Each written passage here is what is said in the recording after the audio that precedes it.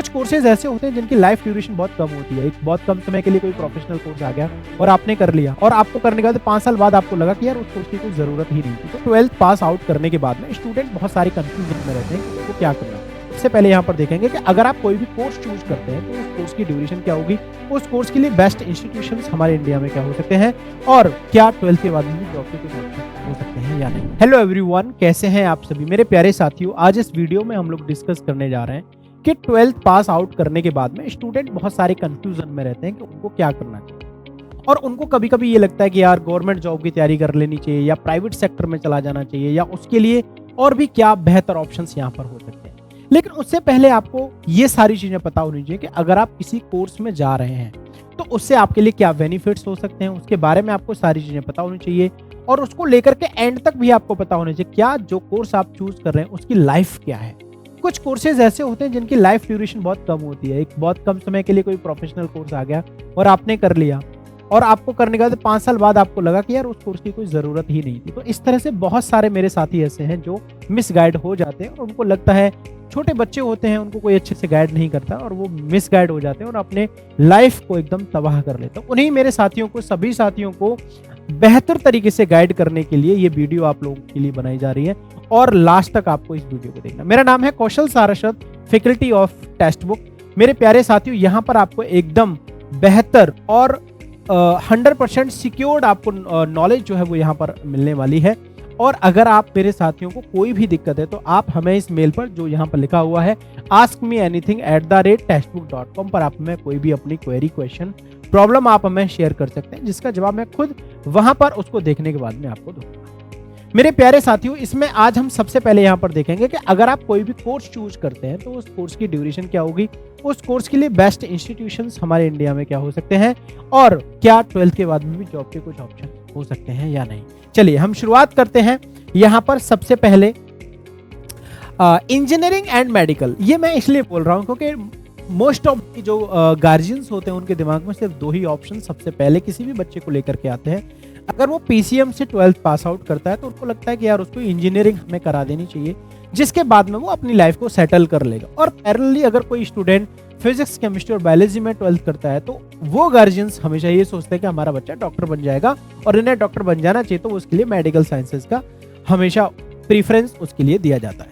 और इसके लिए 2 बड़े एग्जाम इंडिया में होते हैं, आप सभी को पता है, आप सभी लोग जानते हैं, जेईई मेन, एडवांस और नीट का एग्जाम। तो पहले हम बात करते हैं कि अगर आपने सबसे पहले अगर इंजीनियरिंग में जाने का आपने मन बना ही लिया है तो उसके लिए मैटर ये करता है कि यार अगर आपके ख्वाहिशें ये हैं कि यार मुझे आईआईटी, एनआईटी या आइजर या कुछ बेस्ट, कुछ ऐसे इंस्टीट्यूशन से मुझे इंजीनियरिंग करनी है जहां पर इंडिया में अपनी एक वैल्यू, या मैं आउट ऑफ इंडिया अगर कहीं पे भी जाता हूं तो उसकी अपने आप एक वैल्यू होगी, वहां पर एक फैसिलिटीज आपको यहाँ पर लैब में प्रोवाइड कराई जाती है, जिससे स्टूडेंट का माइंड जो एकदम ओपन हो जाता है।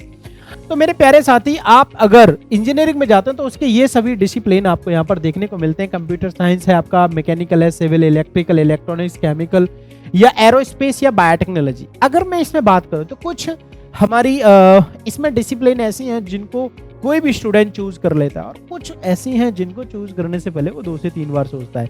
लेकिन अभी मैं जो आजकल देख रहा हूँ सबसे ज्यादा ट्रेंडिंग में जो चीजें चल रही हैं वो है जैसे कि आपका एरोस्पेस इंजीनियरिंग वाला है ना, ये बहुत अच्छा चल रहा है। आपको भी पता है कि अगर आप एरोस्पेस इंजीनियरिंग से अगर आप बीटेक करते हैं तो आपको एक बहुत अच्छी जगह पर जॉब तो मिलता ही मिलता है, लेकिन फॉरेन में इसका एक बहुत अच्छा वो आपके लिए कैरियर ऑप्शन इसका रहता है।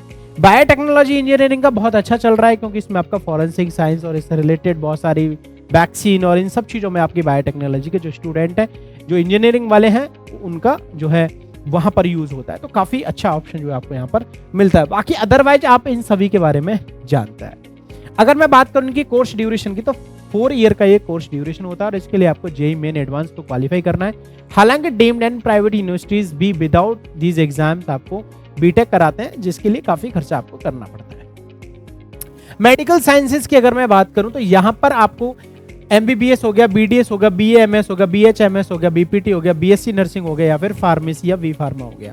तो ये सभी आपके मेडिकल साइंसेज में जाने के रास्ते हैं, और इनमें से आप अपने हिसाब से चूज कर सकते हैं। जैसे अगर किसी को डेंटल सर्जन बनना है तो वो बीडीएस कर सकता है कि नहीं।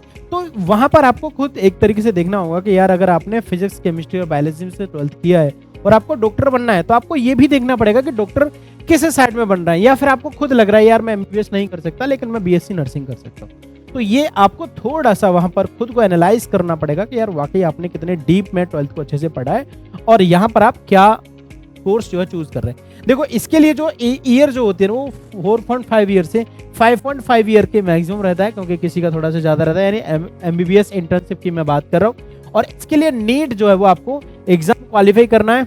एम्स वगैरह आपके इसमें आते हैं, जैसे AFMC भी हो गया। कुछ स्टेट यूनिवर्सिटीज ऐसी हैं या कुछ सेंट्रल यूनिवर्सिटीज ऐसी हैं जिसके कुछ अपने अलग से एग्जाम होते हैं, जिसके बेसिस पर आपका यहाँ पर एडमिशन आपको मिल जाता है। इसके बाद में हमारा आता है प्योर साइंस और दूसरा वाला है हमारा अलाइड अर्थ हेल्थ साइंस। ठीक है, देखो अगर मैं यहाँ पर प्योर साइंस की बात करूँ तो इसमें मोस्टली आप सभी लोग जानते हैं कि जो स्टूडेंट इंजीनियरिंग में जिन्होंने तैयारी की वहां पर बीटेक में उनका एडमिशन नहीं हुआ, या उनका मन है कि यार अब मुझे इंजीनियरिंग करना ही नहीं है, उनको टीचिंग लाइन में जाना है, उनको प्रोफेसर लगना है ना, तो वहां पर स्टूडेंट जो है वो BSc physics, chemistry, mathematics, biology, इन सभी में आप लोग बीएससी कर सकते हैं, है ना। BSc biotechnology, microbiology, environmental science या फिर कंप्यूटर साइंस आप कर सकते हो। लेकिन इनके साथ साथ आपको काफी चीजें अलग तरीके से, जैसे आप मशीन लर्निंग का कोर्स कर सकते, जैसे अगर आप में से किसी ने बीएससी कंप्यूटर साइंस अगर यहाँ पर कोई भी साथी करता है तो उसके साथ में वो मशीन लर्निंग और एआई का साथ ले सकता है। उसके 6-6 महीने के प्रोफेशनल कोर्स करके, टेक्निकल वो कोर्स करके, जैसे आईआईटी दिल्ली, आईआईटी मद्रास है, तो ये क्या कराते हैं सर, 1-1 साल के 6-6 महीने के कोर्सेज कराते हैं और आपको ऑनलाइन क्लासेस देते हैं। अगर आपकी वहाँ पर पकड़ बन जाती है तो आपके लिए बहुत अच्छी करियर अपॉर्चुनिटी भी यहाँ पर आपको मिल जाती है इनके साथ में।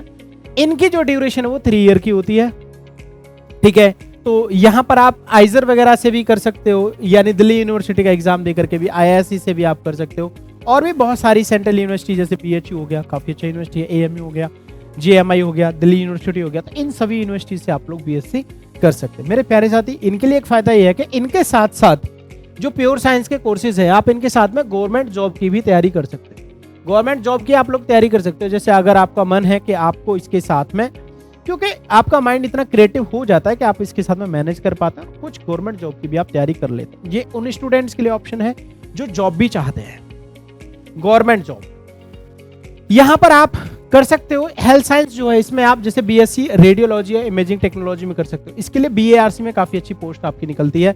जब आप बीएससी रेडियोलॉजी में करोगे तो वहां पर आपको एक अच्छा पोजीशन आपको मिलता है। बीएससी मेडिकल लैबोरेटरी टेक्नोलॉजी में कर सकते हो, न्यूट्रिशन डायटेशियन में कर सकते हो, या फिर जो बीएससी है आपकी इस थेरेपी में भी आप कर सकते हो। ठीक है ना, तो मेरा कहने का मतलब ये है कि इन सब चीज़ों में भी आपका एक अच्छा आपका करियर बनाने का ऑप्शन आपको यहाँ पर मिलता है। ये काफ़ी टेक्निकल जो है चीज़ें हैं। ठीक है ना, तो अगर आप उधर मेडिकल साइंसेज के थ्रू यानी नीट के थ्रू अगर आप नहीं कर पा रहे तो आप यहाँ पर हेल्थ साइंस के इन कोर्सेज को कर सकते हैं, और 3 to 4 ईयर्स के ये होते हैं, और अलग अलग इंस्टीट्यूशंस जो है ना वो अपना एक एग्जाम लेते हैं और इसके बेसिस पर आपका इनमें एडमिशन हो जाता है। नाउ इसके बाद में अगर हम लोग बात करें एग्रीकल्चर में और फार्मेसी में, तो आप सभी लोग जानते हैं अगर आप लोग एग्रीकल्चर में जाना चाहते हैं तो बीएससी एग्रीकल्चर हो गया, और इन सभी में आप लोग कर सकते हैं। लेकिन ये ठीक है आप कर सकते हैं, बट अगर किसी का बहुत मन हो तो आप इसमें जा सकते हो, बट ये डिपेंड करता है आपके ऊपर। लेकिन ये एक अपॉर्चुनिटी आपके पास में होती है। 4 ईयर का ये आपका ड्यूरेशन इस कोर्स का रहता है। फार्मेसी में आप लोग जा सकते हैं, जो बी फार्मा डी फार्मा आपका होता है मेडिकल साइंस में, ये भी आपका 4 ईयर का होता है। 2 ईयर का आपका डी फार्मा होता है, जो कि आपका मास्टर्स लेवल पे होता है। नाउ इसके बाद में आप चूज कर सकते हैं आर्किटेक्चर आप लोग कर सकते हैं, या फिर कंप्यूटर एप्लीकेशंस में आप लोग जा सकते हैं। तो बी आर्क जो लोग करते हैं वो 5 ईयर का होता है। हाँ, और हर यूनिवर्सिटी का अपना अलग अलग होता है। जैसे कोई भी सेंट्रल यूनिवर्सिटी जैसे बीएचयू हो गया, एएमयू हो गया, जामिया हो गया, डी हो गया, तो इनका एक अलग एंट्रेंस आपका इनके लिए होता है। या फिर जेईई मेन का पेपर 2 जो होता है वो इसके लिए ही आपका होता है। ठीक है, जो बीसीए है कंप्यूटर एप्लीकेशन वो 3 ईयर्स का है, और इसके साथ साथ आप कंप्यूटर से रिलेटेड, जैसे मैं भी थोड़ी देर पहले आपसे कह रहा था कि आप एआई या मशीन लर्निंग का कोर्स भी इसके साथ में कर सकते हैं, तो ये काफी इफेक्टिव हो जाता है।